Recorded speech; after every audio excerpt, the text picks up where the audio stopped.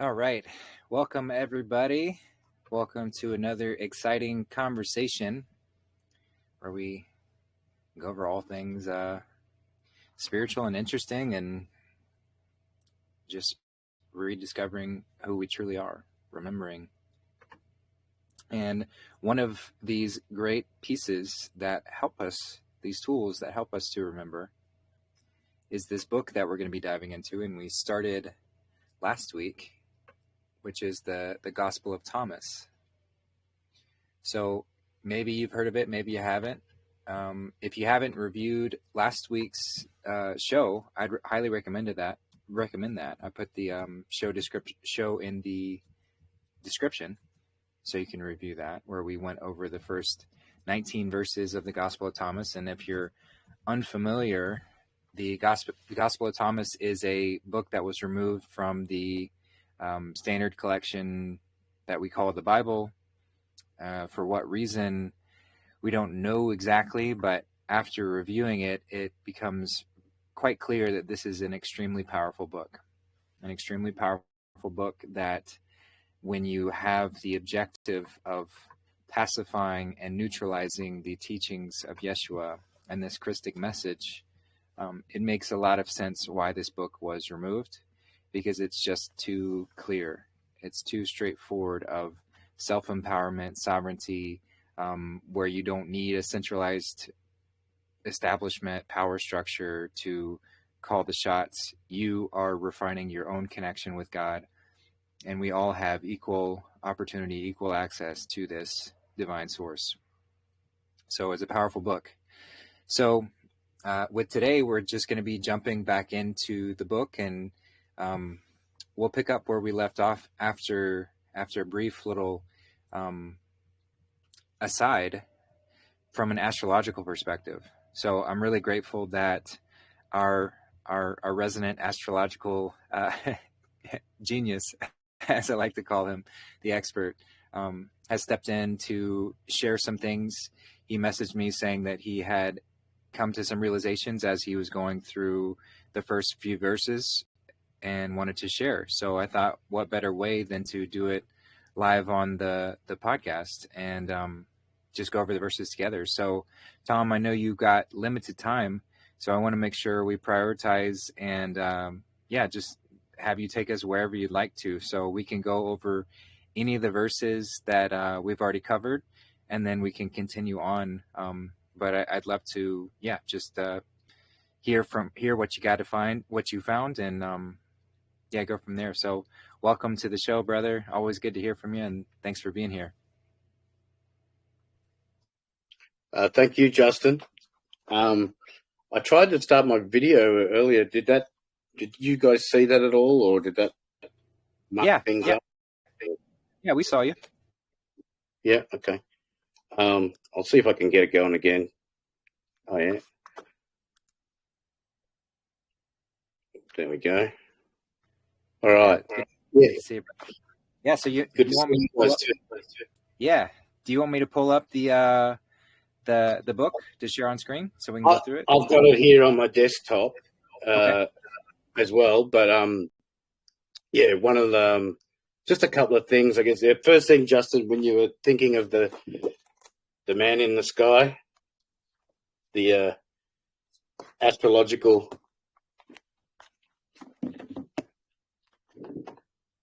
The man within the zodiac, Aries in the head, Pisces in the feet. That's Adam Kadmon. Or sometimes called Jacob, the heel catcher as well. So, there's multiple names for him. But, that was one of the things I heard on the recording. You guys were trying to remember the name of the man in the sky.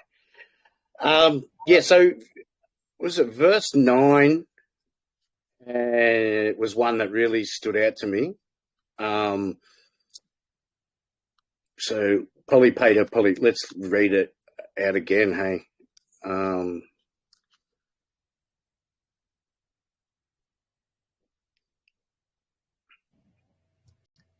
So verse 9 says, Yeshua said, once a sower went out and sowed a handful of seeds. Some fell on the road and were eaten by birds. Some fell among the thorns, which smothered their growth, and the worms devoured them.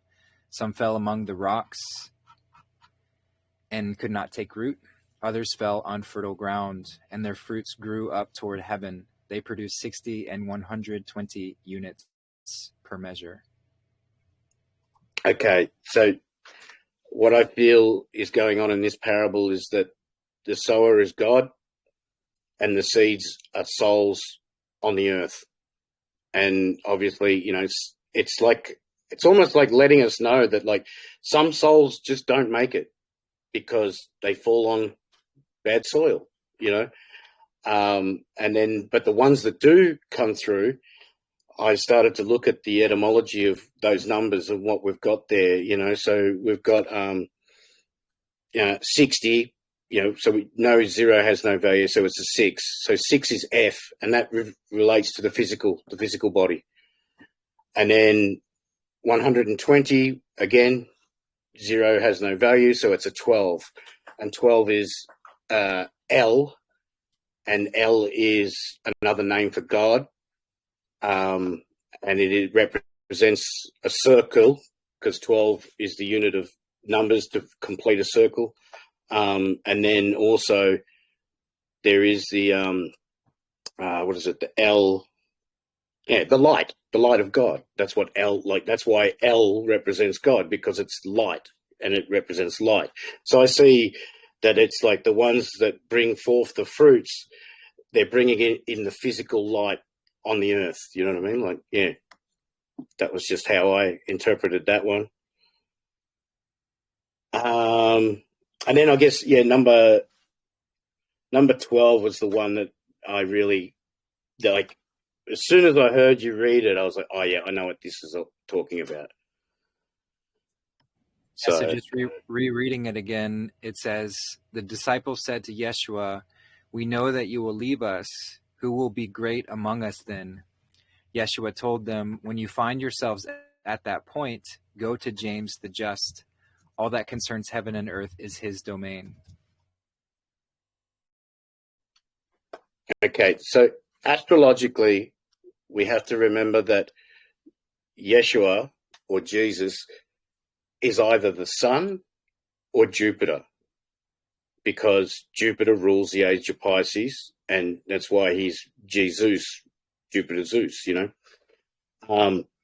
And so when he's saying James, I looked at the start of the book, it said there's abbreviations, and I went through the abbreviations, and James was in the abbreviations, and then the extension of that was epistle of James.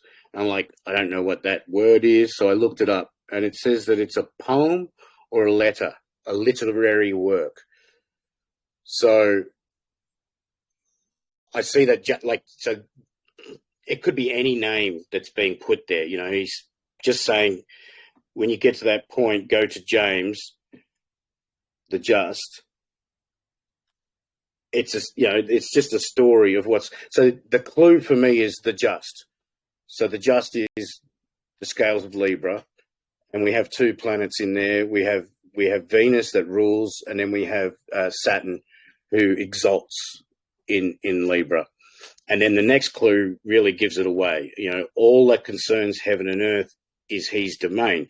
Well, Saturn is the highest wandering star underneath the firmament, and we are in Saturn's world. We're in Satan's world, living in the physical earth. And so it's a handover. Like, it's, you know, Yeshua's telling them, yes, the age of Pisces is over. You don't listen to Jupiter as much. You know, now look to Saturn in the age of Aquarius, you know, because he's the ruler of Aquarius and Capricorn. So that's what I got from that passage. Yeah. Yeah. So the significance of him referencing Libra, what would you say to that? Like, well, Saturn exalts in Libra, so it's Saturn's favorite sign.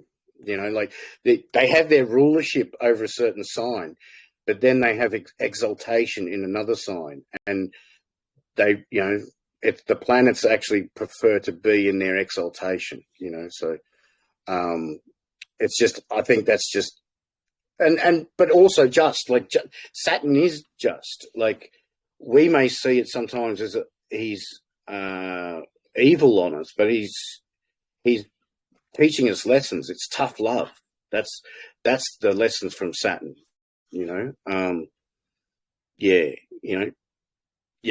Right. The sun is opposite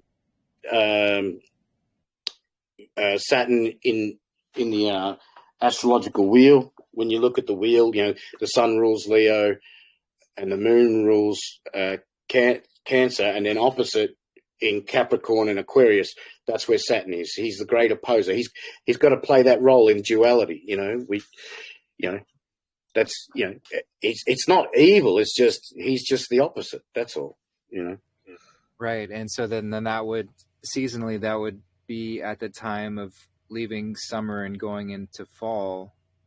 So this. Well, I feel that what Thomas is going, like what's happening here is they are talking about the end of times, like the end of an age. We're preparing to move from one age to another, and that's what he's speaking about. So when you get to that, when you find yourselves at that point, that's, we know that you will leave us. We know the age is going to end. When you get to that point, then look towards, James the Just, and then the side note says that it's your brother. Well, in astrology, Saturn is the brother of the sun, they're twins, Right. Okay, cool. That's helpful to get another perspective there. And as we talked about in the last one, these texts, they have many, many meanings imbued into them. So like you did mention, like, Santos says that, for something to be called scripture, it has to have 7 levels of interpretation. Right, and each of those 7. Yeah, one. I don't know the whole 7, but I know that the highest one is astrological, and then it works its way down. How it relates to the physical body, because we know these stories play out within the human organism as well, so yeah. Right, so the astrological perspective would be like the crown chakra version of the scriptural reading, the highest vantage point, because it's the most overarching and all-encompassing. But then it steps down all the way down to the literal interpretation, which would be, kind of The like lowest. the The literal story is like that's the lowest of the 7, and then there's other layers within there, and we're just learning, so it's difficult. Yeah, it's fascinating. Thanks for that. Were there any other verses that we covered that you wanted to jump to? Let me just have a quick. Those were the most important ones that I wanted to talk about. Number 11, when he says that, the bit towards the end where he's asking, when you were 1, you created 2, but now that you are 2, what will you do? I just can't help but think of the line out of the Johnny Cash song, When the Man Comes Around, where he sings, like, will you drink from that last offered cup or disappear into the potter's ground? Will you raise the chrism oil? Will you drink from the cup, the Holy Grail, or will you disappear into the potter's ground at the end of the age? I'm like, to me, that's, when you're in the light, when everything has been revealed, what will you do? Will you rise up or will you disappear? And I think that has a lot to do with, like, also how it says, like, the living have, or the dead have no life and the living have no death. It's like, if you're in your lower chakras and you're worried about living and dying, you don't really enjoy life, do you? But when you're alive and you understand that there is no end, then there is no death. Yeah. Yeah, I like that. Yeah, that makes a lot of sense. We're gifted this, the fall from grace really is a gift because we fell out of the singularity into the duality in order to have this experience. But it's like Mm. once you're there, are you going to seize the opportunity or are you going to squander it? Yeah. Yeah. Yeah, good stuff. Any others, or do you want to move to the where we left off? Yeah, I'm happy to hang around for a little while. Yeah. Yeah, yeah. Feel free. Let, Yeah, I mean, let's of read course, you're on. always. Yeah, This when I got a chance to listen to it, I was like Darth said, like this could be the most uh, amazing book there is. Like yeah, true. There's so much depth, but not a lot of complexity, which is uh, awesome because there's a lot of depth you can find in the traditional Bible, but there's a lot of complexity that you have to work around as well. mm, Let's get straight to it. So, continuing off from last time, I believe we finished verse 18, so we're going to go to verse 19. And it oh, no, we did verse 19. Yeah, we did verse 19. Um yeah, curious, did you see anything else in verse 19? That was um more of a parable as compared to some of the other verses. Did you see anything in particular about the five trees that we I'm just didn't? reading. I'm reading over it right now, Justin. Yeah, that do not change from summer to winter. So I'll just read it for everyone. Yeshua said, "Blessed is the one who is before existing. If you become my disciples and listen to my words, these stones will serve you. In paradise there are five trees. They do not change from summer to winter. Their leaves do not fall. Whoever knows them will not taste death." I feel that these stones may refer to the pineal and the pituitary gland. Yeah, so if it's referring to that, and it talks And about then, last.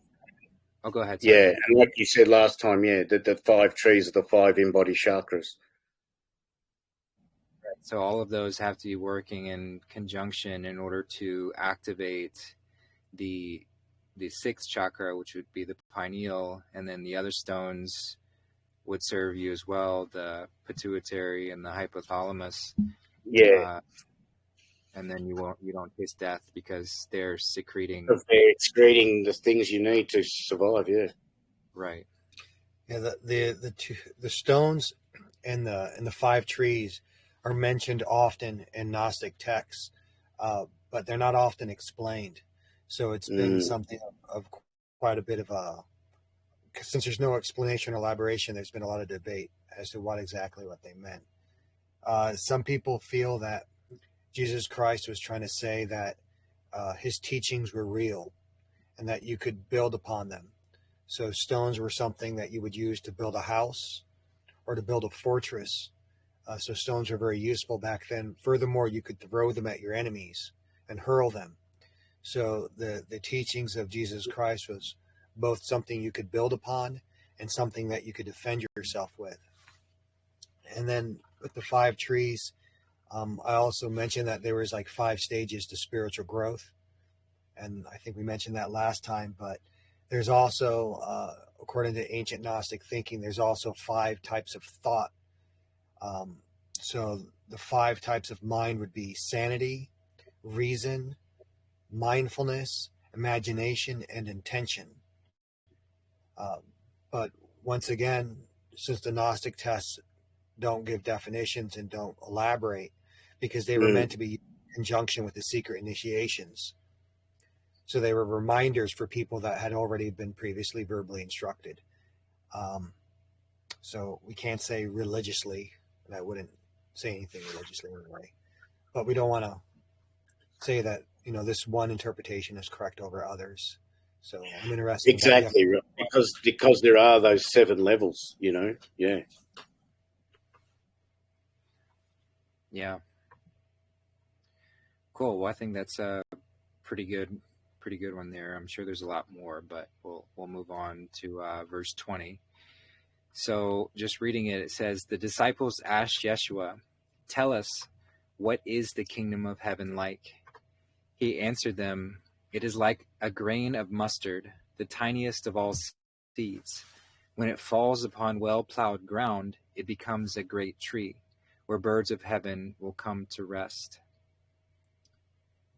So, of course, you might be familiar with other references to the mustard grain and how that grows into, because that parable, at least from sort of more literal interpretation of it, the small seed grows into a giant tree. So that's representational of the act of faith, and having that tiny seed grow within you to become a strong vehicle for the divine to flow through, to grow into its fullest and greatest potential. So that, of course, is what he's referring to here. But do you guys see anything else that stands out from this passage?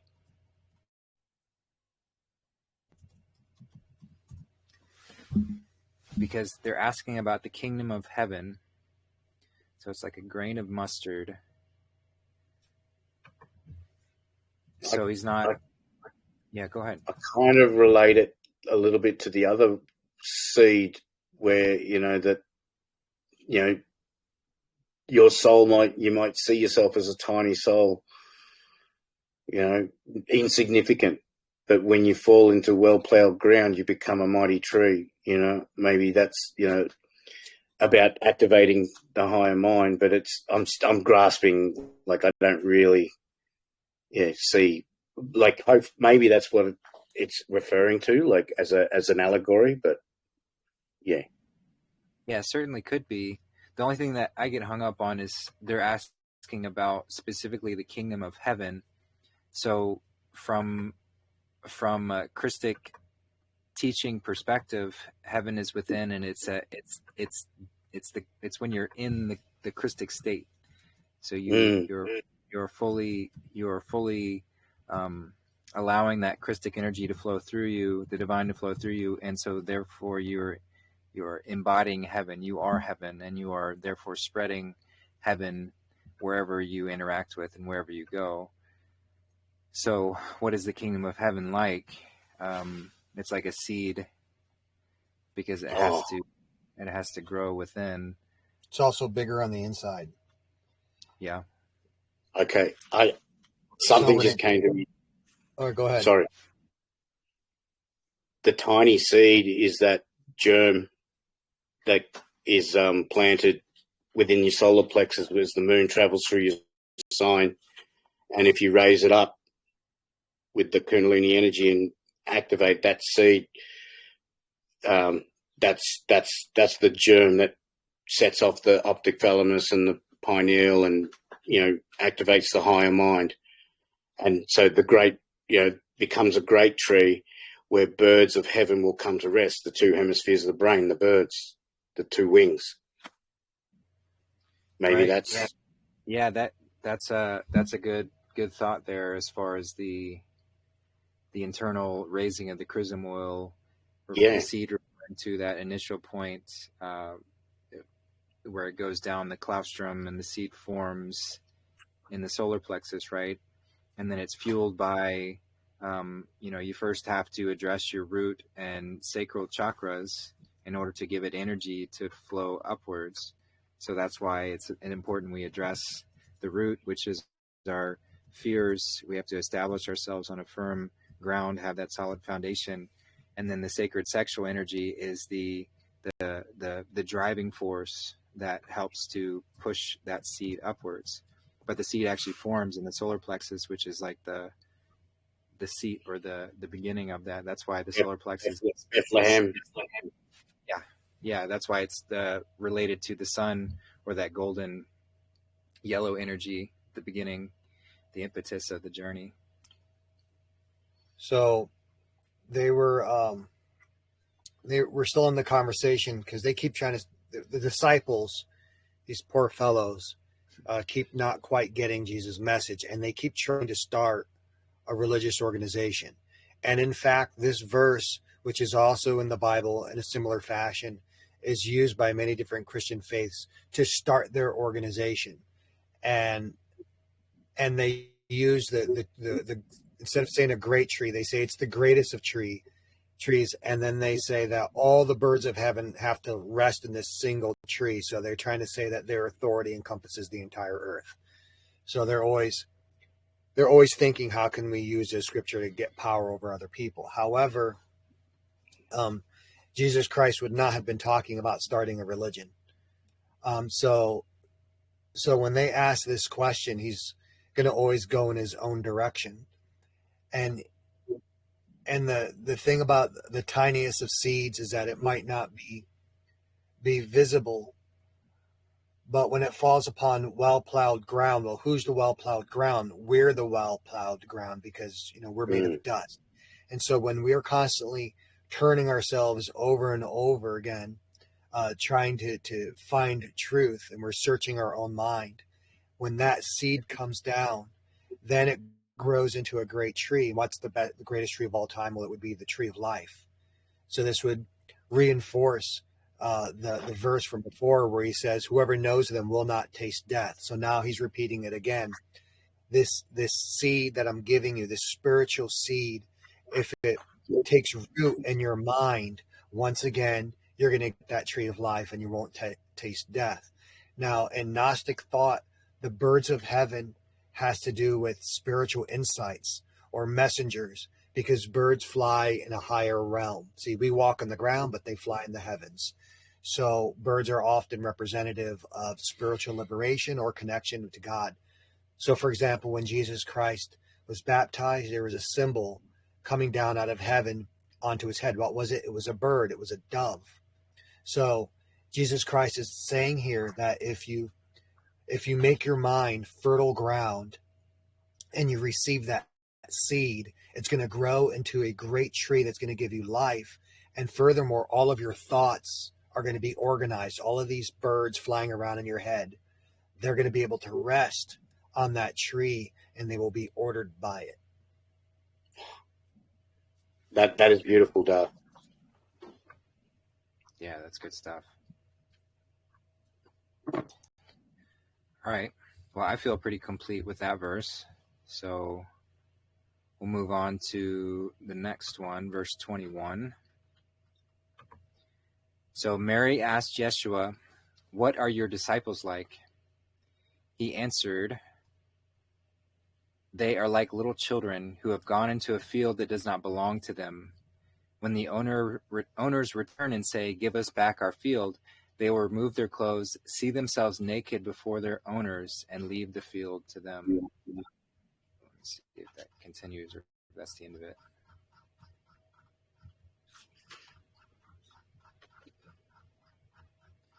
Sorry. Yeah, the 21 continues. Oh, continues. Okay. Yep, and then also, this is why I say, so it's a continuation. All right. And so, sorry, I miscrolled there.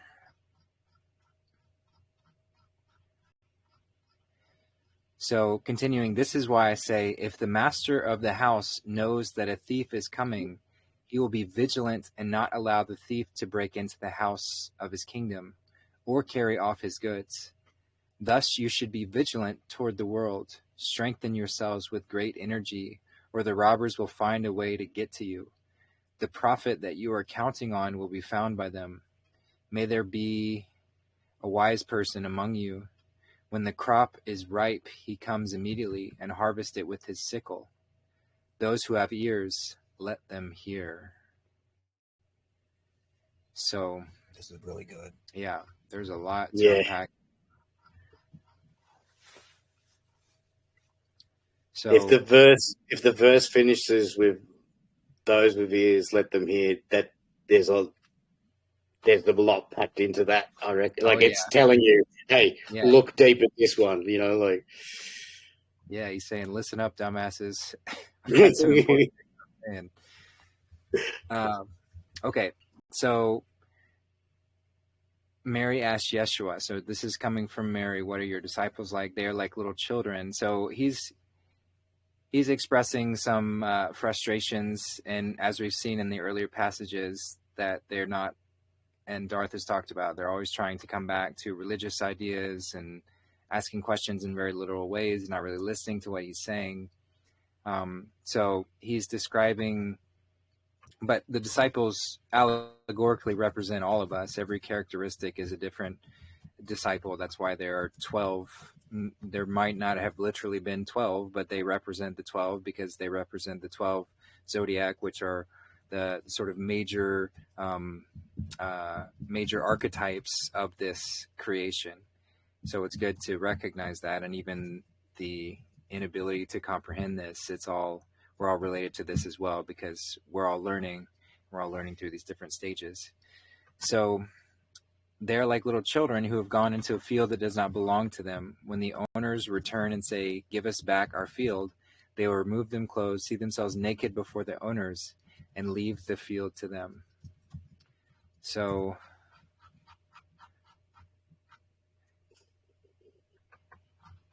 let's unpack that part first, because then he goes into explain further. So what do we see here with going into a field that doesn't belong to you, and when the owner comes back, they strip themselves naked and leave the field to them? What do we see here? You tagging me in, or if you got something? All right, so first of all, the disciples are going to be someone that's going to listen to the words of Jesus. So Jesus has given a bunch of instruction about the nature of the kingdom and what it's like. And now Mary is asking, yes, but how do we know who has obeyed? Right? So Jesus says, well, they're like little children that have gone into a field.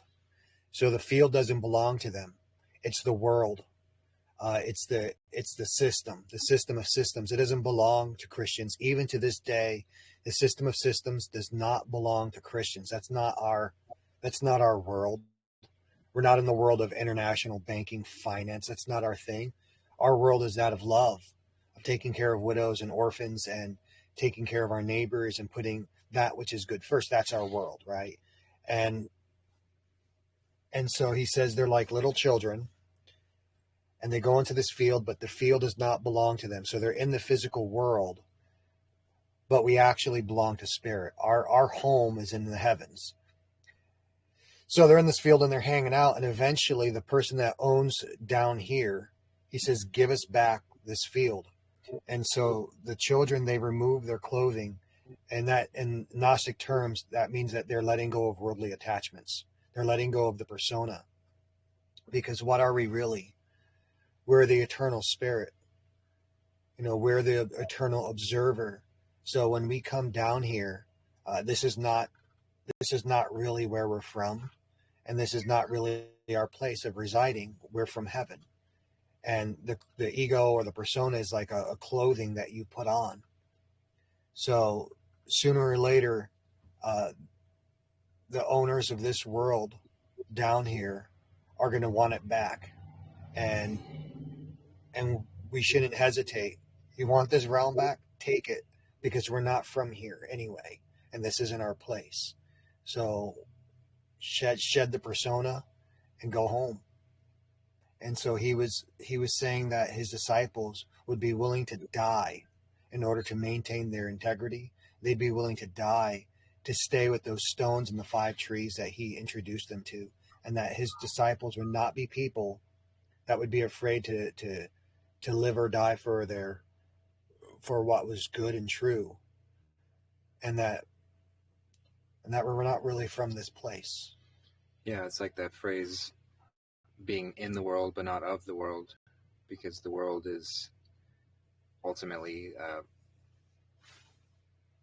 that's why they say that what Satan is the god of the world, right? Because he's the master of all that is physical. Yep, and Satan's the only one. So there's two gods mentioned other than false gods, but there's two genuine gods that are mentioned in the Bible, and one would be the Christ, and then the other one's the Antichrist, or Satan, the devil, the opposer. Right. And that's why he also talked about in Matthew of give that which is Caesar to Caesar. So we're not here to like grovel over the physical, like you mentioned, not being attached to possessions and things of that nature. So his disciples would be willing to, as soon as the field wasn't theirs or wasn't to be in any longer, they don't have any attachment to it because they know that they are not of that place. Okay, I like that.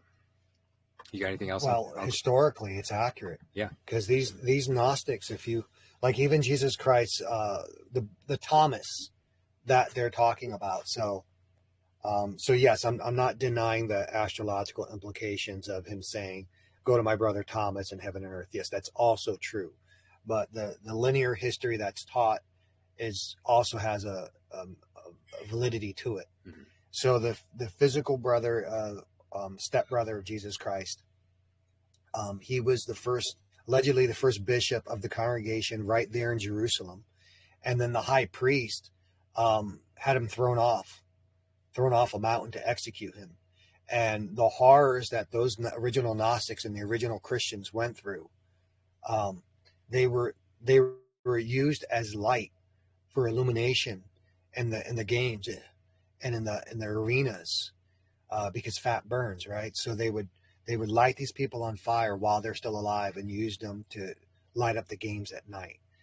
But very, very few Christians ever recanted. They just wouldn't. It didn't matter what you did to them. And it was their willingness to follow this course even unto death. That's what eventually overthrew the Roman Empire, because they just kept reproducing. Right. And everyone that saw their light went to it. And then it didn't matter what you did to them. So that's where the Romans or the cabal at the time turned from an overt, direct opposition to a covert takeover. Correct. Yeah. All right. Anything else on that part, Tom? No, I agree with what Darth said there. It's like, the field is the earth, the clothes are like the material possessions, and then when the owners of the so-called owners of the earth come, they're willing to just strip themselves naked because they know who they truly are. Right.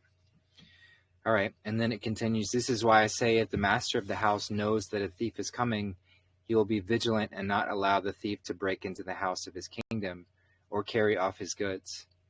Thus you should be vigilant toward the world. Strengthen yourselves with great energy, or the robbers will find a way to get to you. The profit that you are counting on will be found by them. May there be a wise person among you. When the crop is ripe, he comes immediately and harvests it with his sickle. Those who have ears, let them hear. So if you're just taking this literally, you might be confused at why Jesus talked about how his disciples would give up everything if the field was, taken back by the owner of the field. But this is where it's important to distinguish between the goods he's referring to and the material possessions of the material world.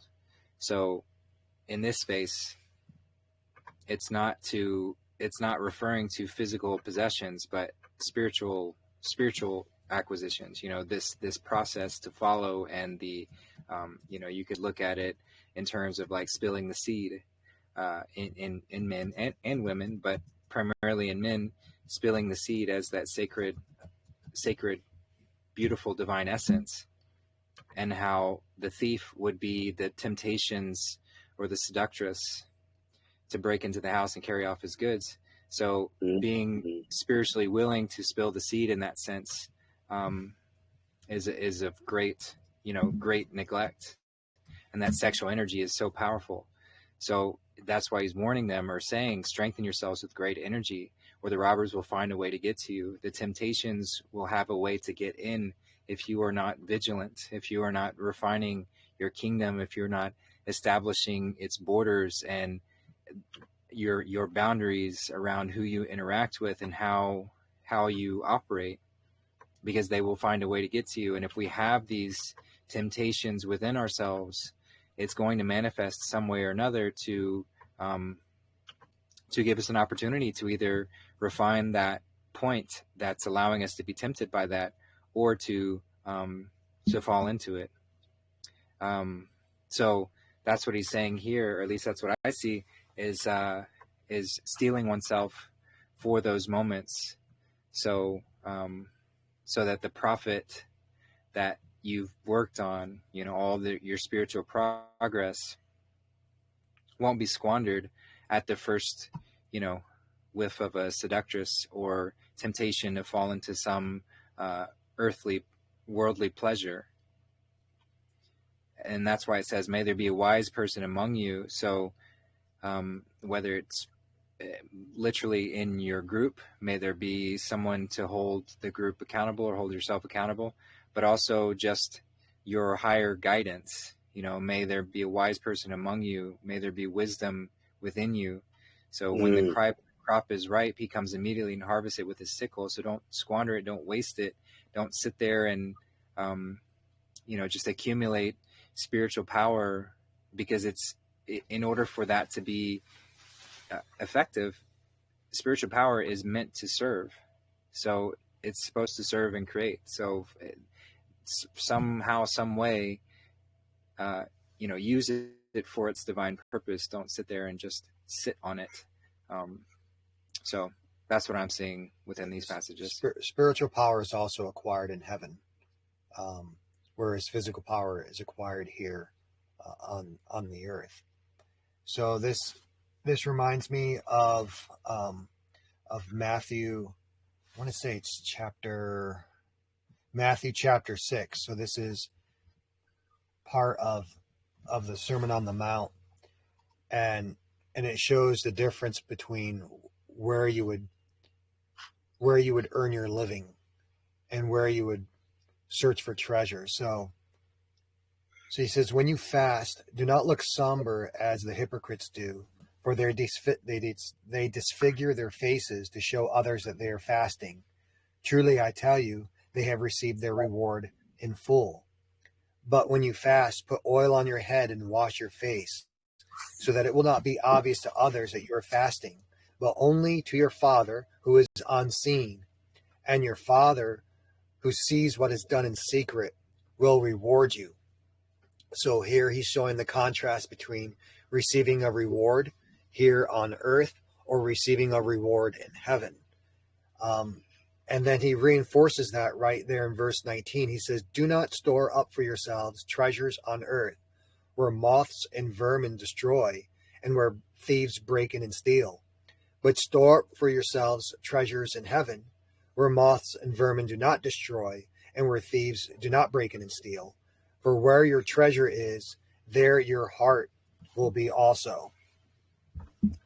So that reinforces the thought here in the Gospel of Thomas, where he's saying that you should be vigilant toward the world, and that you should build up your treasure and not allow anyone to steal it. So I know in one verse he says that treasure can't be stolen in heaven, but here he's saying that robbers will find a way to get to you. So one of the things that we do is, we build up positive energy, and we build up good attributes, and we build up all these valuable spiritual treasures, and then parasites, robbers, because that's what a robber is. It's a parasite. They'll want to steal our energy, and they'll want to pervert our gifts, and they'll want to divert them for their own uses. And that is in fact what happened, because the teaching of Jesus Christ spread far and wide. And then what happened? The Catholic Church came on the back end, and they stole it all. So somebody wasn't vigilant. And so when that says, when the crop is ripe, he comes immediately and harvests it with his sickle. So there was a point to what Jesus was teaching, but if we didn't apply it quick enough, the enemy could come in and steal it as soon as it ripened, as soon as it could be put to use. Someone came in and took it, and that's exactly what happened. Yep, I like that. Yeah, he did say in the scriptures, he did say that upon his death, that fake shepherds would come in and that they would abuse the flock. So he knew it was coming, but he also knew that that there would be those that would listen, that the message would continue. Yeah. That's why he says, those who have ears, let them hear, because you're going to have to use discernment and listen past the lies, which is what we're doing here today. So the message that we're listening to right now is not common to the modern Western Christianity. This goes contrary to what is, generally taught in any major organized religion. But those that have ears, spiritual ears, let them hear, listen, be wise. Right. Yeah, don't let the pedophiles and pedivores and rapists and all of the, physically, the thieves, don't let them in, but also spiritually, don't let them in. Maintain vigilance. This is not a pacifist Jesus, as is often misinterpreted from the traditional biblical text. This is someone who knew and was very very aware of that kind of stuff. So yeah, if y'all feel complete, we'll move on to the next verse here. So this one says, Yeshua saw some infants being nursed at the breast. He said to his disciples, "These nursing infants are like those who enter the kingdom." The disciples asked him, "Then shall we become as infants to enter into the kingdom?" Yeshua answered them, "When you make this two into one, when you make the inner like the outer, and the high like the low, when you make male and female into a single one, so that the male is not male and the female is not female, when you have eyes in your eyes, a hand in your hand, a foot in your foot, and an icon in your icon, then you will enter into the kingdom." So, let's see what the little footnote says. So the author uses the word icon, whereas other translations use image. This does not refer to a physical icon, but rather suggests the deeper meaning of image as evoked by the original Greek Coptic term icon. So yeah, we could refer to that as image, if it makes more sense to you. So what do we see here? We've got, first they're asking, he said the children are like those who enter the kingdom. So the children represent the most divine purity. They are the closest to source. So they have a lot to show us as far as that spiritual proximity to the divine. But the disciples ask him, like, are we supposed to become little babies in order to enter the kingdom? And he says, when you make the two into one, inner like the outer, the high like the low. So it's providing multiple ways to examine the duality, right? So what this experience is all about, which is having things seemingly opposite. It provides the spectrum of the experience and gives the range of energy and the interplay between the two.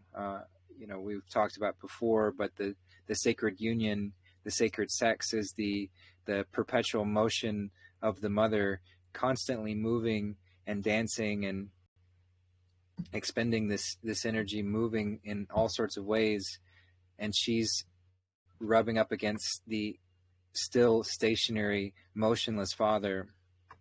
And so the friction between these two seemingly opposite forces, that friction is what allows all life to form, all of creation to form. So where two become one, and it's at that 0 point, or the black hole at this very center of that torus of energy. That's the point where the friction is occurring and where the magic is happening. So as above, so below, we're to take and embody all of that process in everything. So we as he mentioned earlier in the verses, now that you are two, what will you do? So you've left the one and you've become the two. We've fallen into duality in order to have this experience, which is necessary to have this experience. But part of elevating in the experience is to remember and to unionize what has become separate, or at least hold it in that space for as long as we can. It's challenging to do that. So when you make the inner like the outer, so talking about the kingdom of heaven being within, and how we make the inner reality like the outer, and vice versa. So it goes both ways, the high like the low. So the higher chakras like the lower chakras, the male and the female. Did you have something, Tom, you wanted to add to that? No, that one's there's a lot in. I mean, sorry, nothing really. Okay, yeah. So and then I guess it's when the two into one, I wonder if that's got a little bit to do with like dealing with our egos and our minds, and when we unify and bring everything back to one, sorry.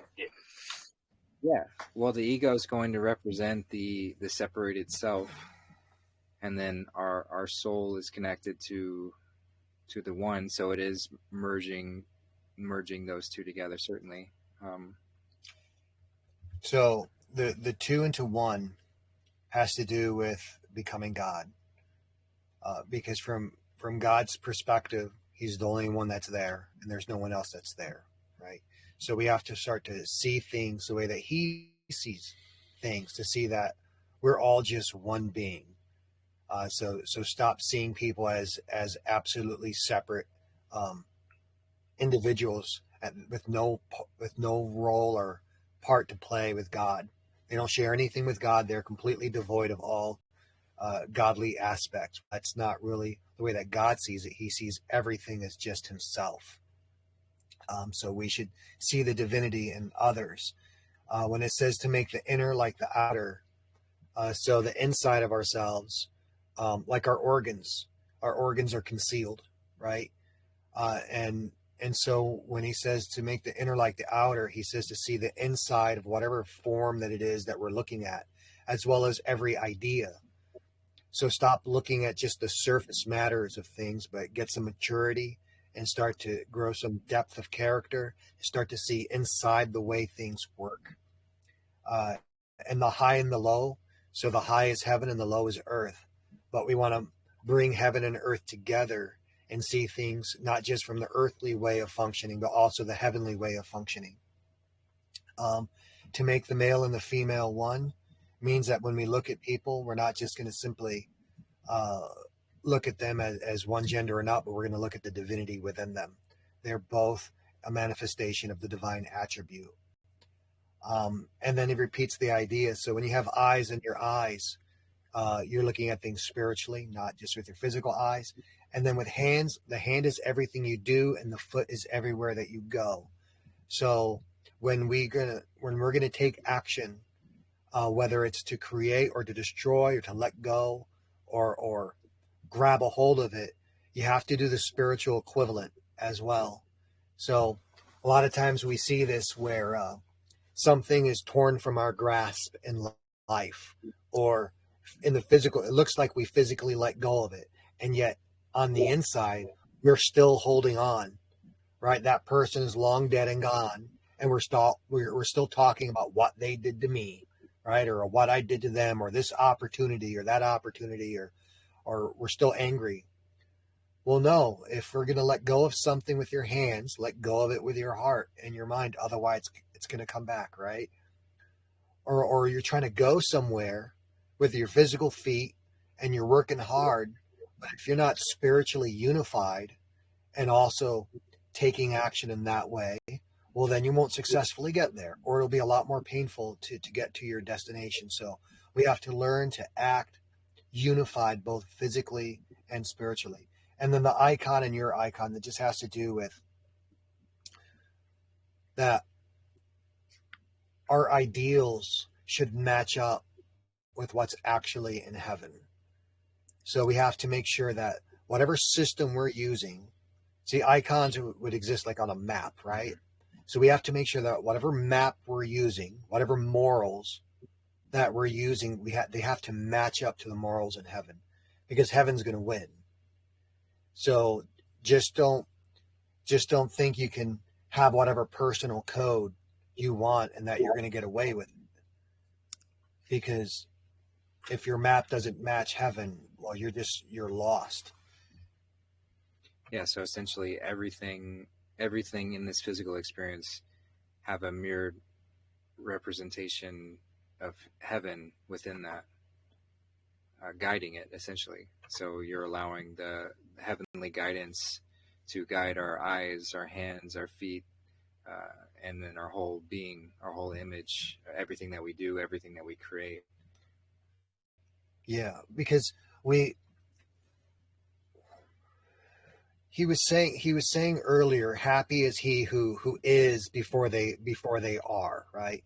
And he meant that in one of the previous verses. He was saying happy is someone that comes into this world and already has the spiritual sight, because it's more difficult when you come into this world and you don't have your spiritual sight, and you believe what you see with your eyes, and you believe what you feel with your hands, and you think this place is real, and you think that this place is the primary place of doing things.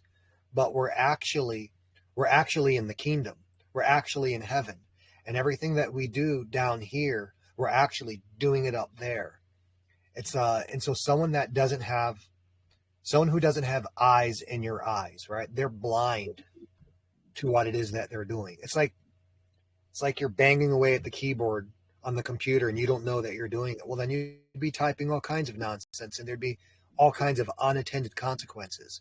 And we see that with scientists, right? They developed this new technology based on science, and because they're blind to what they're doing in the spiritual realm, there's all these unintended consequences and side effects. And none of that would have happened if they had done it first in heaven, right? So all of the suffering that happens is because people are violating spiritual principles, and then there's spiritual consequences. But you'd never know that living down here, because down here people think that everything has physical consequences, and they think if you don't see the direct linear physical, cause and effect, then one thing doesn't have anything to do with the other. But that's not true. There are spiritual consequences, big ones, and it's important. But once you have eyes in your eyes, hands in your hands, feet in your feet, and your icons match up, then you enter into the kingdom. Then you don't even see things the same way other people do. You see things that they can't see, and things they see, you don't see it because it's not real to you. You can tell when they're delusional, because you can see you're now in the kingdom. You're on a different level of existence, Right. Literally. Yeah, and everything comes from heaven initially. So like having that as like a litmus paper to compare to everything that is manifested in this reality, you start to see more clearly what's had more distortion from that pure, vibrant light of heaven, and what's gone through the distorting process of this separated idea. And so the goal is to bring everything into that highest vibration, that highest alignment, away from the separated, chaotic reality. Yeah, and one point I wanted to note on the male and female into a single one. So this is just a side note where there's often a misconception that the Baphomet is a evil symbol or something that we should fear, or that evil has it and it's all about the trans agenda and all of that. So it has been distorted, and there has been attempts to make that symbol into an evil symbol and for people to claim such. But really the purity of that symbol is represented in these two lines right here, because God is above the gender separation. And the whole point of this experience is to not to ignore which gender you incarnated into, but to use that as your pathway to find union with the other. So whether that be through a love story, whether that be through working together in any project, in any capacity, it's always best done with the pairings of the two, because there's complementary values within the male and the female form. So it's to find the balance and the union between, not to create trans abominations and things of that nature. Like, it's not about that at all. Right. Well, that's the case we find with every symbol. Every symbol has a light side and a dark side. Yeah. All knowledge can be weaponized, and the Christ and the anti-Christic, they're opposed. So they use the same symbols, but then they use it differently. It's a knife that can cut both ways. Right. And even astrologically, there's 6 masculine signs and there's 6 feminine signs. So they are representing the duality within that as well. And it's not to say, oh, because my sun sign is this, then that's the best sign and I'm ignoring all the others. No, it's to find the balance between the masculine and feminine, between the 12 zodiac and how they show up. So it's all about balancing in all of these ways, and we can split apart conceptually ad infinitum, but the balance point right in the middle is the place that we're aiming for. That's the point to set our guiding directions towards, to balance between whatever direction it seems to be separated.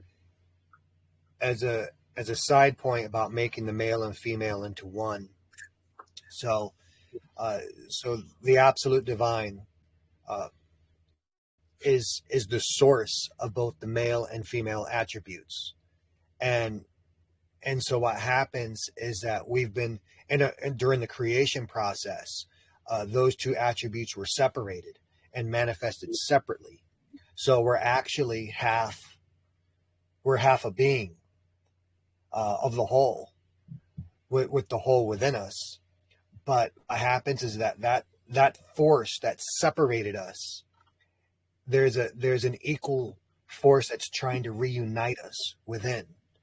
And so what happens with the attraction between the genders and the sexes is that physical lust or that physical craving to be one with the opposite gender.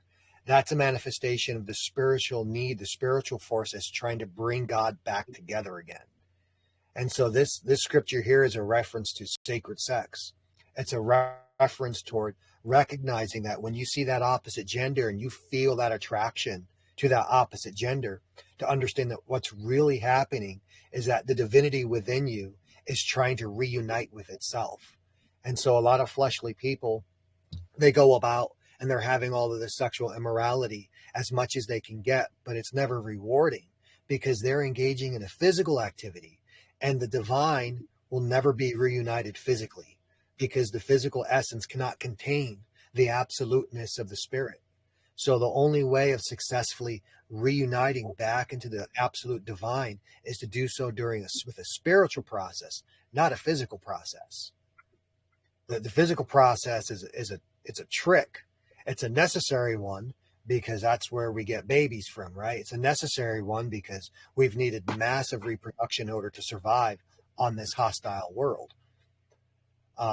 So it's a good thing that physical people experience this spiritual urge, but interpret it in the physical way.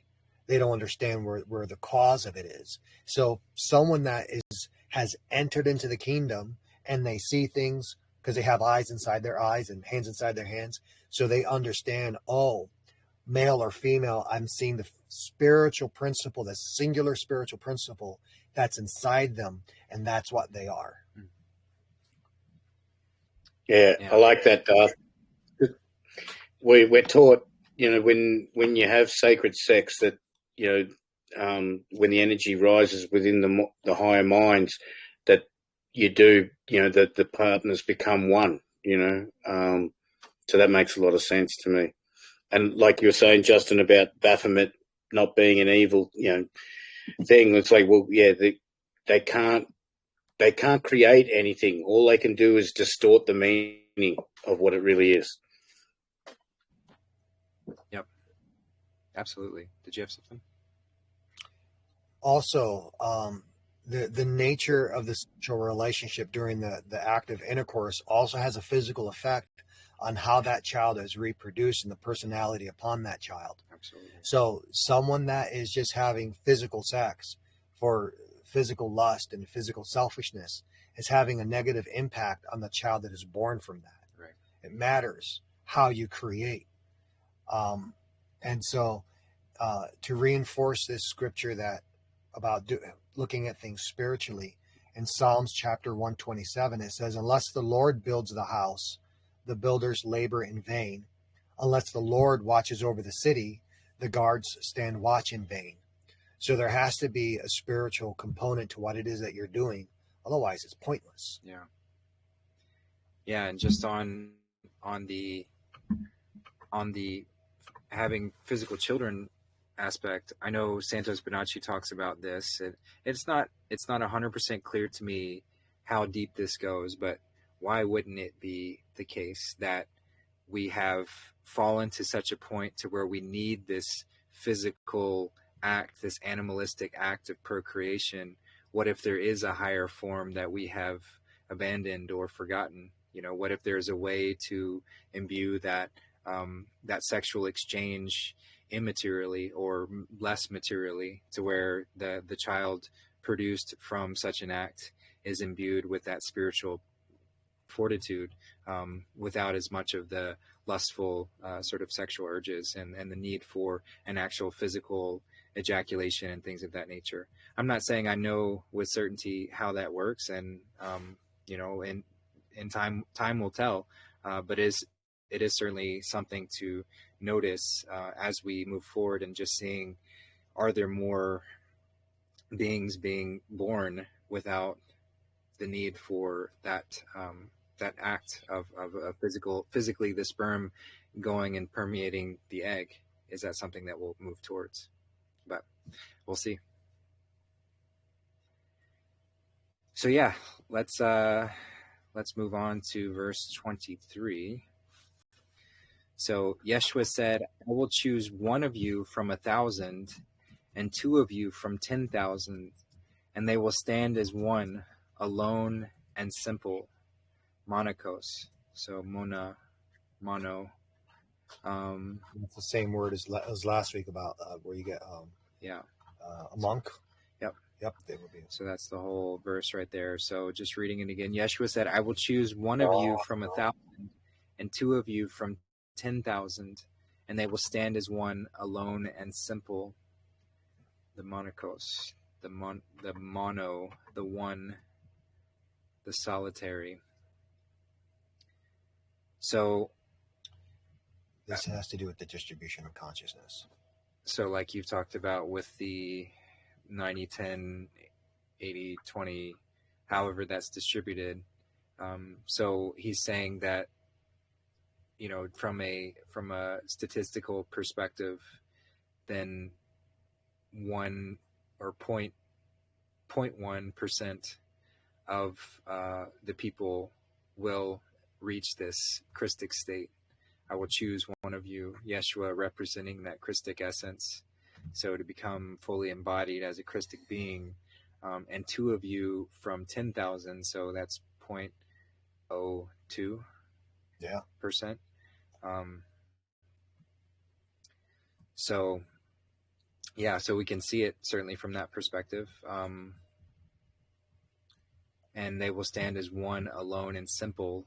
This is alluding to the straight and narrow path that he's referenced before, in the sense that it is a very narrow, refining path. The further we go along it, the less people there will be, because the process is extremely challenging and naturally refining. It doesn't require any guru or anyone to refine that process. You don't need a priest to make cuts or anything like that. Just naturally through the process it does, until there is just one, alone and simple. Not that there is just one ever, because that's a misconception of the traditional Christian view, that there's only one Son of God and that's it. No, it's more of it's more referencing just the sort of isolation and the necessary fortitude that one requires if they're going on this process, because the further you go, the lonelier it's going to get. But it's not lonely, because if you're truly following the process, then you're connected with all. So it's like the paradox of that.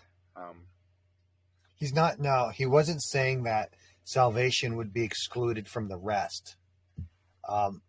He was saying that many people would observe his message, many people would hear it, but only a very few would actually understand and know absolutely that they're already part of the one.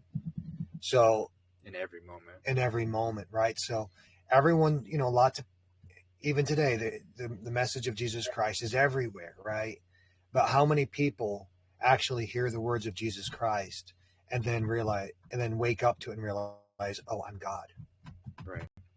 And what a blasphemous statement to say that. Right. To say in the opinion of mainstream Christianity, and yet that is what Jesus Christ was saying. Right. And even in these smaller circles that we find ourselves in, where that idea is talked about, conceptualized, intellectually discussed, embodying that in each and every moment is extremely challenging, even just for a short period of time, to truly step in as you are God, without the ego coming in and manipulating you to thinking that you're more God than other people, and you can use that power to dominate and control others. No, you can. You just shouldn't. Well, you can, but as soon as you do, then the Christ leaves, because the Christ would never do that. So then you invert yourself and you mark yourself as the beast instead of man. Yep. As soon as you decide to use it as a tool of control and domination, then the Christ leaves you. And that's what the next verse. Okay, nice. That's what the next verse goes on. Yeah. So that's the challenge. I'm sure many of you are practicing some form of meditation, whether that's and I say meditation can look like anything really, but whatever you do to find yourself in that space of peace and bliss and connection, even doing that and even having practiced for years and years and years, it's still very challenging to hold that feeling, to hold that sense of connection when life's challenges and tribulations come along. So you can see how even in circles as these, where we discuss conceptually the highest, that idea that you are God is that's like forbidden knowledge. That's forbidden knowledge in all forms of society, because that is the end game for them. That's what breaks all systems. So the fact that we talk about that means that we are in a very isolated group, because that's moving towards that highest value of truth. But even in these circles, who among us can say that we walk as God 100% of the time, truly embodying goodness through every single thought, word and deed. I certainly can't. And I haven't ever met anybody that seems to. So it is certainly rare, and it will become less rare as everything else shifts that direction, but it still is a very refining process. So the ancients, they referred to God as El, right? So then everyone that's associated with El takes that L in their name. So you have elder, right? So who is the most elder-ish in the family would be the oldest person. They've acquired that divinity. But you could be young and be an elder as well if El has chosen you, right?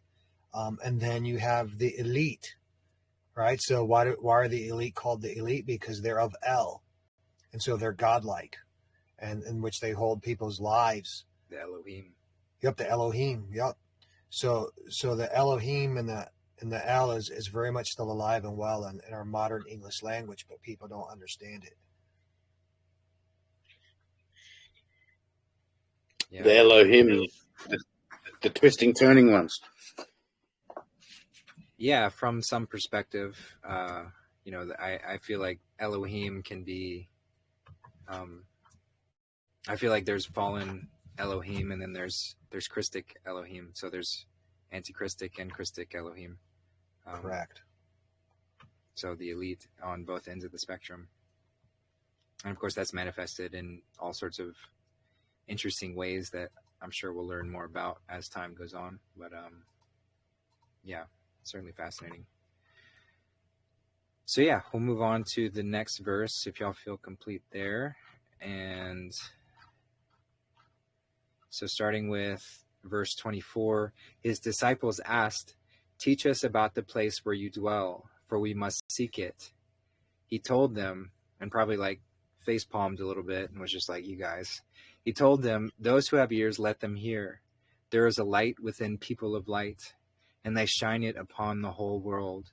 If they do not shine it, what darkness?" So this is similar to the verse on the Sermon on the Mount where he says, "If thine eye be single, thy whole body will be full of light. If thine eye be dark, oh, how great will be that darkness," or something similar to that. So he's sort of, and he talks a lot about being the light of the world. You have oil in your lamp. We're here to illuminate oneself. That is the Christic oil. It's the fuel to allow that light to shine, the optic thalamus to illuminate, which literally means the light of the world. So he's like, they ask him about a physical location, or like they're still acting like heaven is a place that you go to. And he doesn't even really answer the question. He's just like, there's a light and you're supposed to shine it. And if you don't, if they don't shine it, what darkness? And how dark of a reality have we fallen into where hardly anybody is even following true Christic teachings and letting the light shine? It's all just some watered down mess that's really just disguised darkness. So it's become a very dark and dismal reality because we haven't stepped in as the lights of the world. But that's changing, as we know. Yes, it is. Yeah. Anything else there? Y'all feel good with that one? I think that one's pretty straightforward. Yeah. All right. So verse 25, Yeshua said, "Love your brother and sister as your soul. Protect them as you do the pupil of your eye." So this is just another simple way to sort of repeat what he's talked about earlier, where the two become one. You don't recognize division or separation in this reality because separation is not inherent. Connection is inherent. Separation is the experience. So you love your brother and sister as your soul because they are. There is no difference between your brother and your sister and you, aside from, the character and the story, and all of that's just for fun. It's exciting. It's much more exciting if there were an infinite number of Justin Carpenters out there interacting with each other, and everybody knew what everybody was thinking and was doing. Like, that would get old really quick. It would get old really fast. So And that's not even a fully unionized experience, because I would still be pretending to be separate versions of me. But how about we have an experience where connection is inherent, and we embody different characteristics. Yeah, it's the attributes. forgetting that gives meaning. Yeah. So there's purpose in that. But don't lose that connection. Don't fall into this idea that separation is absolute. So protect your brother and sister as you do the pupil of your eye, because we're much more, he's using that reference because we can relate to how much we protect our physical body. You know, if something's flying at our head or flying at our eyes, you're going to move. You're going to stop it. You're going to stop whatever is going to harm your body, or at least most sane people would. So love your brother and sister as if they were an extension of you. So if they are in harm's way, then do act as if you are in harm's way and do what you can to stop it. So that's a pretty simple verse, but a good emphasis on that. So yeah, we'll move on from there. And then verse 26, Yeshua said, "You see the sliver in your brother's eye, but you do not see the log in your own eye. When you remove the log from your eye, then you will see clearly enough to remove the sliver from your brother's eye." So he's referenced this in other gospels, and it's pretty straightforward. Focus on your own shit before you start trying to help other people or judge other people, because if you haven't, then whatever you're trying to help with is going to be quite skewed and distorted, because your frame of reference isn't right. And it's like what Darth talked about in the show we did on the religious agenda, and how we have to establish a Christic reference point. We have to establish ourselves as the Christ. Not that we can necessarily maintain that Christic energy 100% of the time. That's extremely challenging. But it's a skill set. You have to practice it. Right. But the more that we know the gnosis, the more that we embody the gnosis and know that we are the Christ, and that we can fall into forgetfulness, and we can fall into these things that take us away from that. But those are momentary. We come back to the foundation. We come back to the knowing that we are the Christ. If you have not even established yourself at that, there's no way you're going to be able to help anybody else. And even if you have established yourself intellectually as that, if you're still not embodying Christic teachings, there's a discrepancy. So, yeah, I mean, it's pretty straightforward. Just fix your own shit before you try and help others. And it doesn't mean don't help anybody until you've got everything 100% figured out. But people like to skip. People like to find ways to critique others and then not address what they have within themselves. In the physical world, there's shortcuts you can take that don't have consequences, right? You can get in a car and drive to your destination. There's not some big, huge spiritual consequence because you didn't walk. But when it comes to spiritual work, there's very few shortcuts. Almost all the times when it comes to spiritual work, you have to do the whole work, and you have to actually do it right, because there's no shortcuts. You cannot take heaven by force. And furthermore, as it brought out just a few verses ago, Christ has to choose you. And so you're not going to fool the actual essence of Christ. It's going to know whether you're sincere or not, and it's going to know whether or not you did the work. Because remember, it only chooses 1 out of 1,000 or 1 out of 10,000. So it's not going to settle for anything less than real gold. So you got to do real work. And furthermore, our brothers and sisters are depending upon us. Because how can we shine a light in the world if we haven't established that light within ourselves? Because as within, so without. You have to make the outside as the inside. So if you want light on the outside, you got to make sure there's light on the inside. And if you have that light in the inside and you don't let it shine, then it turns to darkness. And then how great that darkness actually is. And so there's a similar saying all it takes for evil to arise is for good men to do nothing. And if they didn't do anything, how good were they really, right? So,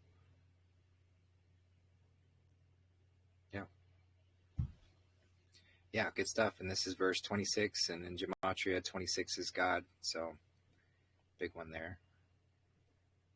All right. Well, if you feel complete there, then we'll move on to 27.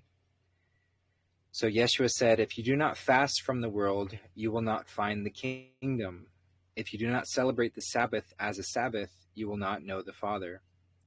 So if you remember, this might seem contradictory to an earlier verse where he talked about not fasting, or if you fast, you will fail, or something similar to that. Because he was referring to religious dogma, the structured orders from society or some organization to tell you how to do things. But fasting is extremely important, and it's not even just talking about fasting from physical food as we often think of when we think of fasting, but fast from the world. So all the things that the world has its distractions, so whether that be electronics or food, drink, partying, sex, whatever the case may be, if we do not fast from the world, you not find the kingdom. So you have to steel yourself and come away from it all, whether it be in meditation or going out in nature, whatever the case may be, then you will not find the kingdom, because it's within. You have to go into that place of stillness and silence in order to find it. all five senses. Yep. Shut them down. Yep. And if you do not celebrate the Sabbath as a Sabbath, you will not know the Father. And I can already hear the disciples be like, well, what day is the Sabbath, Jesus?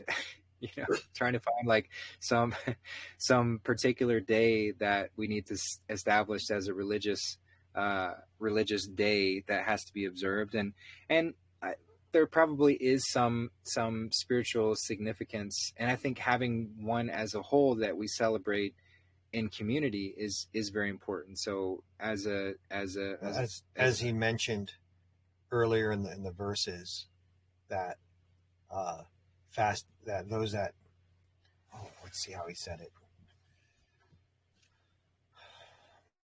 So where you find that. So so I'm sure we will figure out a day, and there some people say the Sabbath is on Saturday, and then that was changed to Sunday, and so there likely was some power with Saturday, and it makes sense being Saturn Day, Saturn the seventh, the highest, as a day of review or rest. So it makes total sense to have a day of rest or a Sabbath on the seventh day. Here you go. Go ahead. All right, so verse 6, his disciples questioned him, should we fast? How should we pray? How should we give alms? What rules of diet should we follow? And Yeshua just said, stop lying. So that's going to apply to what day do we fast on? Okay, is it better Saturday? Is it better Sunday? Should we do it on Tuesday? And the Christ within says, stop lying. Pick a day, fast on that day, make that day your Sabbath. It's the symbol, the icon. Remember, the icon here on earth has to match the icon in heaven. So that's the whole point of a Sabbath. See, there are people that keep the Sabbath, but they don't keep the point of it. They don't know why they're doing it. Why are we doing it? Because we're so busy. 6 days of the week we have, and we give towards survival. 6 days of the week we keep toward putting food on the table, but we need to take at least one day out of that 7. And that one day just should be for spiritual things. But there are those that they're going to take that one day of the week and they're just going to do their tradition. They're going to take the one day of the week and they're just going to collapse in exhaustion and be on their phone all day. Well, that's not the point. The point is to fast from the senses so that you can look within, find the light within, find the energy within, unify with the Christ within. That's the whole point of the Sabbath. He doesn't really care what day you do it on. I mean, some might be better than others. You might not be able to do it the same day of the week. It's hard for me. My schedule is chaos. It's hard for me to do things the same way every week. So when I get a chance, that moment, that's my Sabbath. If I get 5 minutes, on one day and I don't get it on the other. The day that I get it, that's my Sabbath. But what do? It's not some form. It's not some old tradition. Wherever I am, whatever position I can get, I get silent. I stop thinking. I stop thinking about the world, the physical senses, the bills, the logistics. Let it all go and search for that Christ that's within, because he's there, but he's not very loud. He's not going to overwhelm you. He's not going to override your free will. If you don't plow the ground, then he won't plant the seed. You have to prepare the mind, plow the ground, plow the fields, make sure that you're an acceptable container for him to possess. But in order to do that, you got to Sabbath from the world. You have to fast from all the sensory. Yeah, it's essentially that's clearing the passageway for the divine to enter.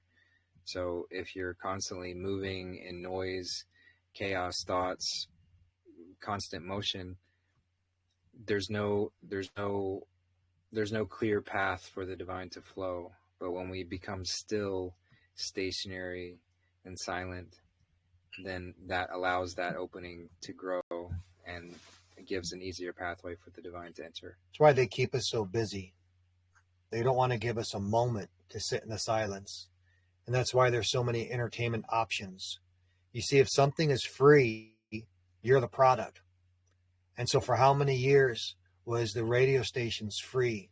You got to keep that music playing in the background, because if there's a moment of silence, it's game over for them. All the television shows of every possible, every type imaginable. That TV, it's always some broadcast going. And how many times, we're in someone's home and they've got that TV on, no one's listening to it. It's just on in the background, blasting away at the silence.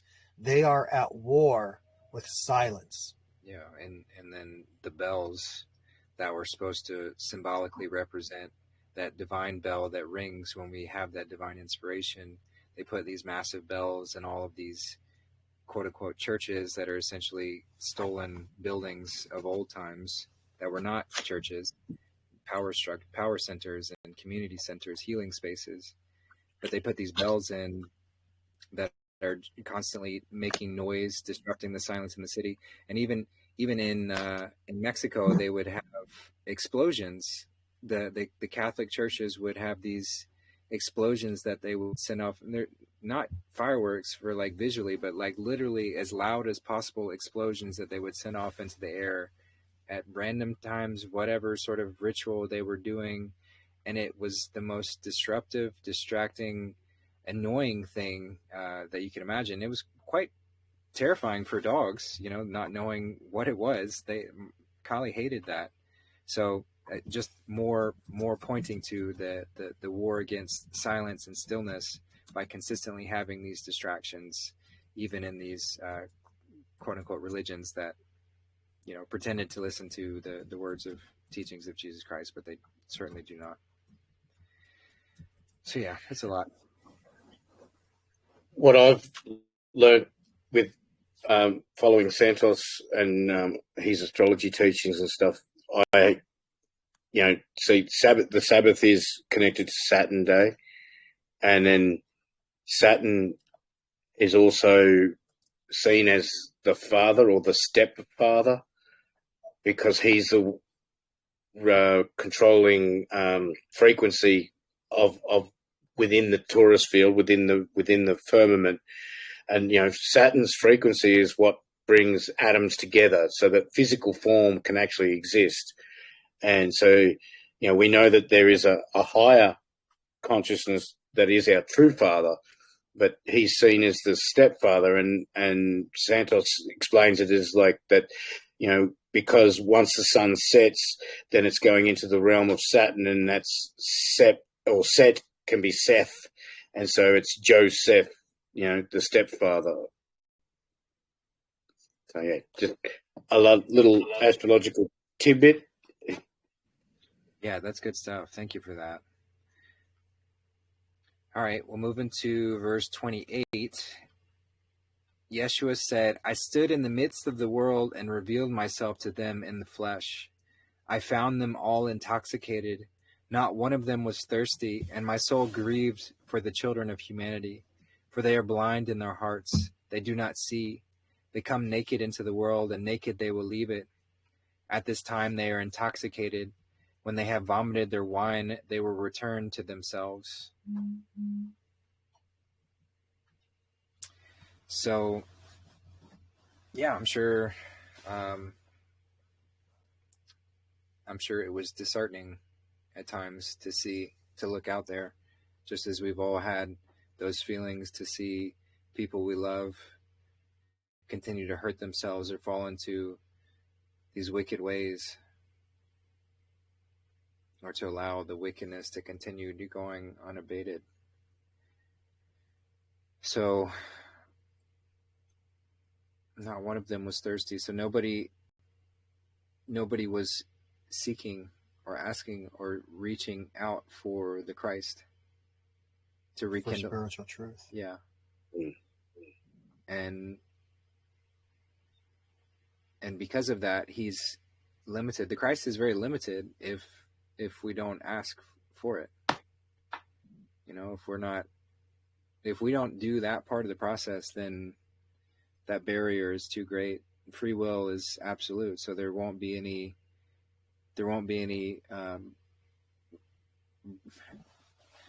blasting through from the Christic energy if we are stubborn and set in our ways. And this is the one verse where there's very little symbology. Yeah. I mean, except for where it talks about them being intoxicated and vomiting their wine, they'll return to themselves. Yeah. So this is a reference to death, because he says that naked they came into the world, and naked they're going to leave it. And now he's talking about them leaving. He says when at this time they're intoxicated. So in between the two deaths, because you're dead before you're born and you're dead after you die, right? And the middle part is when, people think they're alive. So while they're alive, they're intoxicated with the physical senses, because they're so focused on all the bright motion, and you wouldn't think that a beautiful day, so because back then they wouldn't have had all the modern or the dialectic technology that we have today, right? At least that's what we think, or why it's commonly accepted. So what were they seeing back then, right? They're out in the open, beautiful field, blue skies, clouds, birds, animals. We don't normally associate these things as being evil, and yet they were intoxicated with the sights of these things. Okay, look at the physical temple. It's a beautiful building. Okay, or look at the strong arms of a man or the shapely look of a woman. Well, these things are not evil in of themselves, but if they obscure spiritual truth, then they become evil. Because if you're following them instead of following the ways of heaven, well, now you're going off into the path of destruction. So once they have vomited their wine, what does that mean? So when you're dead, you finally let go of the flesh. You held on to it for as long as you can, like you're trying not to puke, and then you finally, you let it all out, right? So when they finally puke up this life, then they'll return to themselves. Then they'll return to being as Yeshua was. See, he was being the Christ means that you have the state of after you die while you're alive, right? So while you're the Christ, you look around and you realize this is a dream, okay? When you're the Christ, even though you're in the flesh, you don't associate yourself with the flesh, okay? When you're the Christ, even though you have a persona that other people recognize you as, you don't identify yourself with the persona.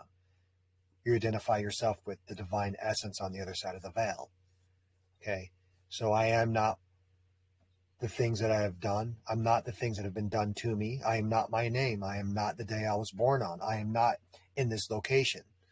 I am something else. I am somewhere else, right? And so when people die, when they finally puke up this reality, they'll remember who they really are. Yeah. Whether they do it physically or spiritually, die. But death is necessary in order to let go, to release those attachments and the holdings on to the world created by It's Mammon. that veil is so funny because whatever side you're on seems real, and the other side seems like the dream. Yep. Yep. Well, and both are. Both are and both aren't. Yeah, and this is interesting too, the reference to wine and intoxication, because a lot of people will say, oh, Jesus was a drunkard, or was all about drinking wine. He turned water into wine and all of that. But here it's referencing the wine as a poisonous substance. I mean, it's not explicit, but it's more painting the picture that he doesn't see wine as a necessarily a favorable thing to certainly get drunk off of. So that's interesting too. I've heard Santos speak, Justin, that wine, when written in scripture, usually refers to human blood. Maybe not in this context, but in other scriptures, it'll probably, that's how you decode it or translate it, is like that wine is considered blood of the body. Yeah, good to know. Yeah, that's, and other scriptures they do use it in that context. Mm-hmm. Yep. All right, we'll move to verse 29. So verse 29 says, Yeshua said, if flesh came into being because of spirit, it is a wonder. But if spirit came into being because of flesh, it is a wonder of wonders. Yet the greatest of wonders is this: how is it that this being, which is, inhabits this nothingness?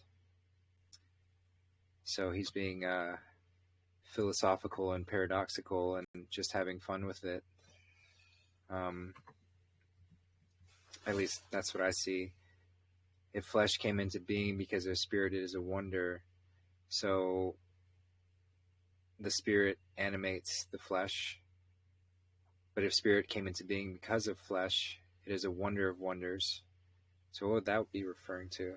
All right, so should I let you work on it a little bit, or just give you the answer? No, I'm good. I'm good with you jumping in. All right, so if the material world came into being because of the spiritual world, well, that's a big wonder, right? Wow, we have flesh, but the flesh came from the spirit. The spirit was first.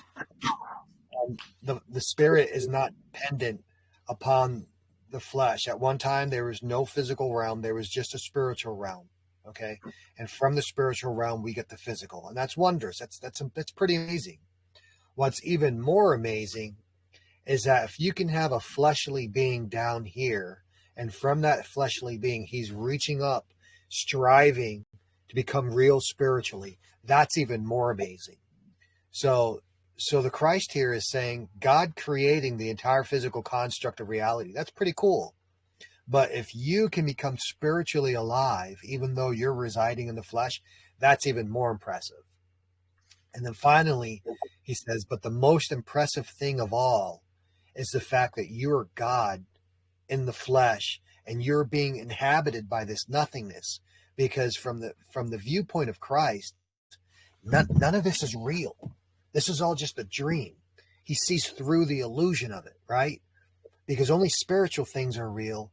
The physical stuff, that's just transitory, right? Only things that are eternal are real. If something is not eternal, then it isn't real. It's just a vision, right? So we are in the vision, and the vision really has no substance. And even modern science has discovered this, right? Because they're looking at the atom and they break it up and there's nothing in there. And then they find photons in there and they break those up and there's nothing in there. And they keep finding more nothing, right? And when we look at on the macro scale, from the human perspective, things appear real. But when you take something and you measure it really accurately with scientific instruments, you find that it doesn't really exist. Not really. I mean, you can find out its velocity or you can find out its position, but you can't find out both. And then you find that it behaves differently whether or not you're looking at it. And then you find out that if you're not looking at it, it might not be there at all, right? So how is it that we, as the infinite, absolute, all-powerful being, how is it that we are constrained in this nothing? It's paradoxical. It's that's the real trick. So creating something out of nothing, that's pretty impressive. And then acquiring visual sight when you start as a physical being, that's an even better trick. But the biggest trick of all is capturing God and putting him in a physical body. Because think about it, God's all powerful, and yet he's trapped in this body to the point that he actually forgets who he is, to the point that he actually can't see through the vision, and he believes the vision. That's an impressive trick. Yeah. To constrain infinity with something finite. To capture the absolute, something that's relative. It's like, it's the equivalent of taking all the water in the world and making it fit inside a little cup.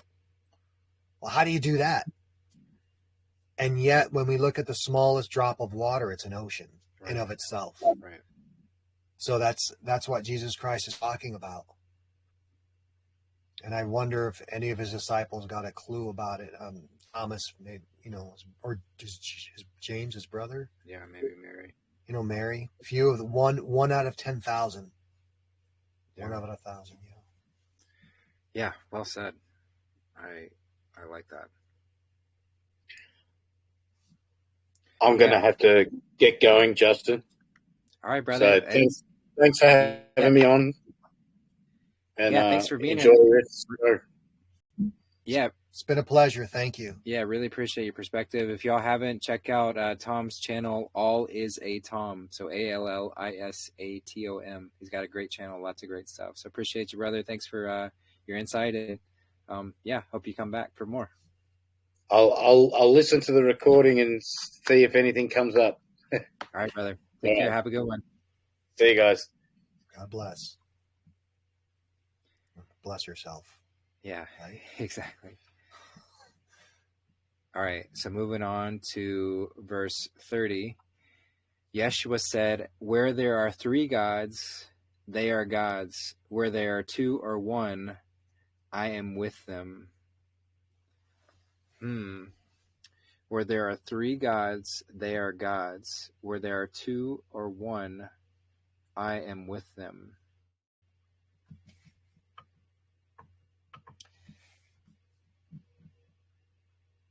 Okay, we are gods. Mm-hmm. We are God. We speak. And because we can speak, we create, because words become reality.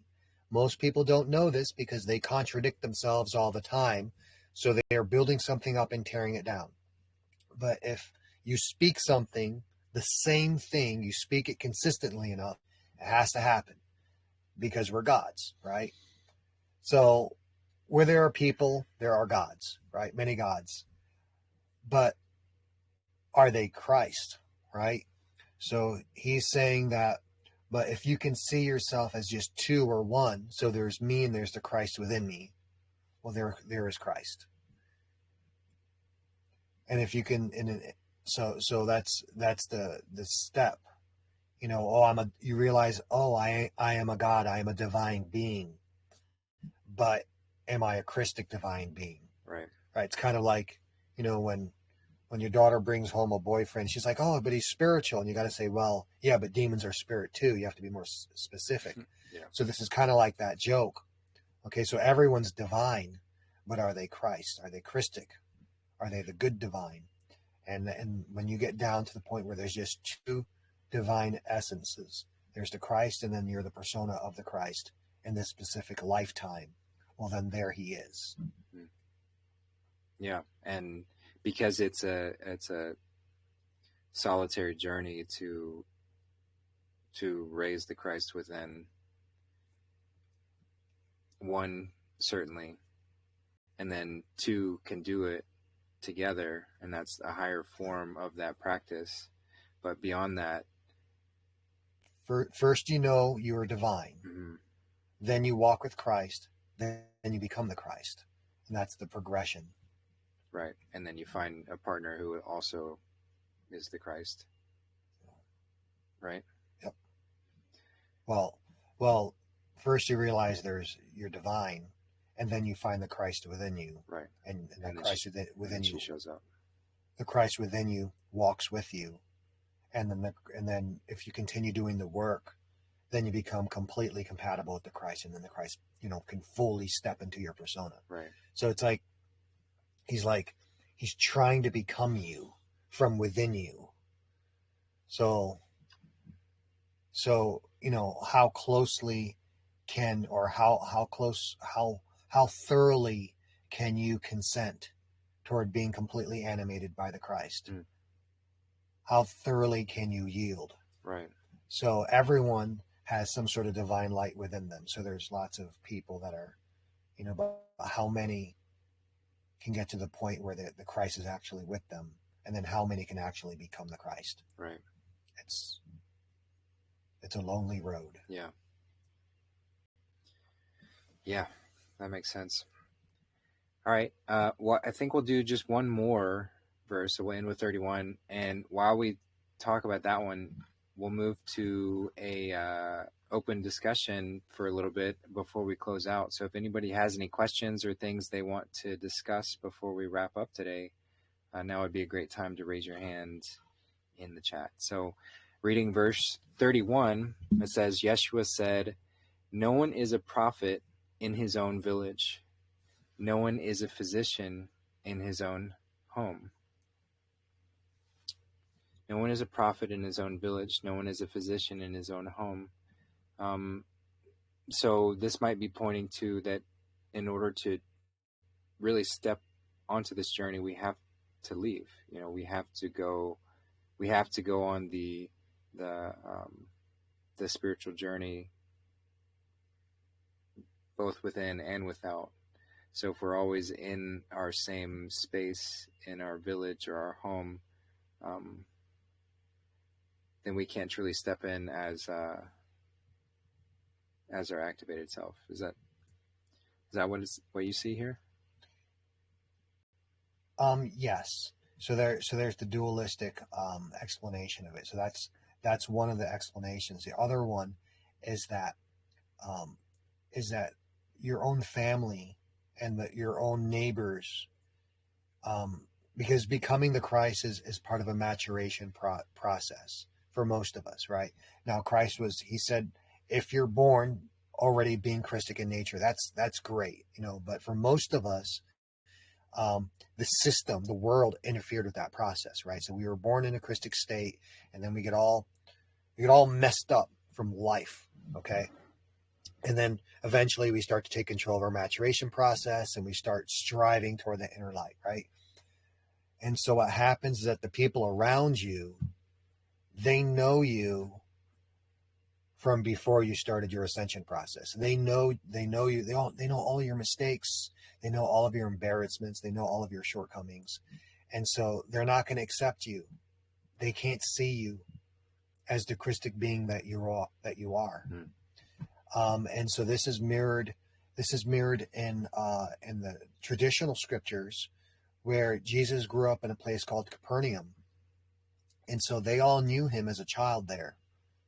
Okay. And so when he went back to Capernaum, they did not accept him as the Christ. They said, "Hey, this is the carpenter's son," right? And they were going to throw him off a cliff because they didn't accept him. And even when he went back there again, even after having developed a massive reputation as a miracle worker and having developed a massive professional reputation as a teacher, he went back there and he was amazed at their lack of faith. And because of their lack of faith, he wasn't really able to perform so many miracles there. He was able to heal one or two people, and then he had to leave. So yeah, he had to leave, which is what you were saying. So even the original Christ couldn't be really that much of a Christ in his own hometown because no one exercised faith. Right. Yeah, that makes sense. Cool. Well, I think this is a good time to wrap up the reading today. I want to yeah, we still got a lot to cover, but I don't want to go too fast through these. So I will just pass it off and see if anybody wants to jump in with anything. Got any questions on what we've covered, or So we're 31 of 114. Mm-hmm. Yep. It's a lot of meat in this book. Yeah, there's a lot to that's discuss. A terrible thing to say. Well, if we were referring back to meta or substance, then it doesn't have to be flesh. They changed that one for meat to mean flesh. But yeah. So I don't see any hands raised or anyone who wants to chime in. So we can certainly just go ahead and wrap up today. If there's nobody else, did you have any closing comments or things you wanted to add before? No, this is a thoroughly enjoyable experience. Yeah. I'm very grateful for this experience. Yeah, me too. And I see all the names there that are there. So thank you for just being there with us and listening. Yeah. And sharing your energy and your vibration with this. Yeah, we really appreciate you guys. And so I'll go and wrap this one up and look at all the gods. Yeah, right. We've got a bunch of gods listening in on Telegram. That's bunch you. Of divine Christic beings. Yep. They're the 1 out of the thousands. Yep. The 1 out of 10,000s. Yep. So we'll continue with this next week. Well, yeah, I'll let everybody know, but most likely next week we'll continue. And